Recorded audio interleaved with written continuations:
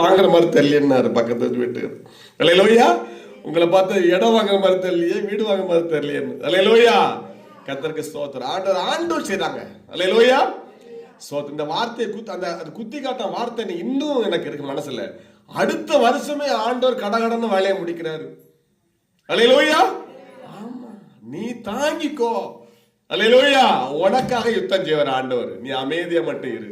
அல்லேலூயா. யார் என்ன பேசட்டும். அல்லேலூயா. அல்லேலூயா.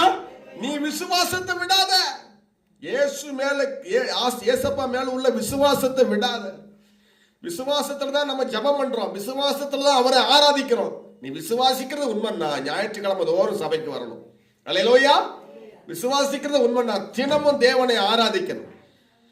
அல்லேலூயா. விசுவாசிக்கிறது உண்மைன்னா ஊழியக்காராக எங்களோடு நீ தொடர்புல இருக்கணும். கை வைத்தாமே சொல்லுங்க பாப்போம். ஒரு பிரச்சனைனா எங்களுக்கு போன் பண்ணணும். அல்லேலூயா. ஞானியோடு சஞ்சரிக்கிறவன் தான் ஞானம் அடைவான். அப்படித்தானே? இங்க ஒரு திருடன் இருக்கானா, இந்த திருடனுக்கு பாண்டிச்சேரியில தொடர்பு இருக்கும், பக்கத்துல யாரும் பழக மாட்டான். அப்படித்தானே? அப்ப திருடனுக்கு திருடனோட தான் தொடர்பு. அப்ப ஆண்டுடைய பிள்ளைக்கு ஆண்டுடைய பிள்ளைகள தான் தொடர்பு. கை வைத்தாமே சொல்லுங்க பாப்போம். ஆமா, ஊர்ல பக்கத்துல 1000 பேர் இருந்தாலும் உறவுகள் இருந்தாலும் ஜெபிக்கிற எங்களோட கூட நீங்க என்ன செய்யணும்? உங்க பிரச்சனைனா எங்கிட்ட சொல்லணும். அல்லேலூயா. ஆமா, உங்க காரியங்களை எங்களிடத்துல பகிர்ந்து கொள்ளணும். உங்களுக்காக நாங்க ஜெபம் பண்ணுவோம். அல்லேலூயா. நான் ஒருவருக்கொருவர் பக்தி விருத்தி உண்டாக்கணும். கை வைத்தாமே சொல்லுங்க பாப்போம். நீங்க சொன்ன சாட்சி எங்களுக்கு உற்சாகத்தை கொடுக்குது. சாட்சி ஏன் சொல்றோம்? உங்க சாட்சி அநேக கட்டி எழுப்புது. சாட்சி சொன்னீங்களா? அருமையான சாட்சி எல்லாம் சொன்னீங்க. அல்லேலூயா. உங்க சாட்சி என்ன செய்யுது? எங்களையும் ஊன்றி கட்டது. நாங்கள் உங்களை போல மனுஷன் தானே. அல்லேலூயா.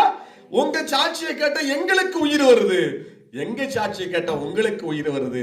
ஒருவருக்கொருவர் பக்தி விருத்தியை உண்டாக்குங்கள். கை வைத்தாமே சொல்லுங்க பாப்போம். அல்லேலூயா. ஆமென். கர்த்தருக்கு ஸ்தோத்திரம்.